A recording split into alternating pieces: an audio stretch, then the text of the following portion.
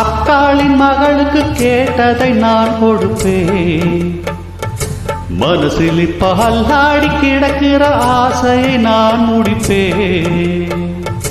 விரும்பியது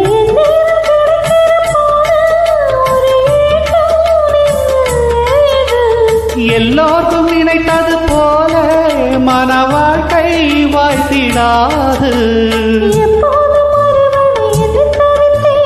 இப்போது நான் அதை கண்டுபிடித்தேன்.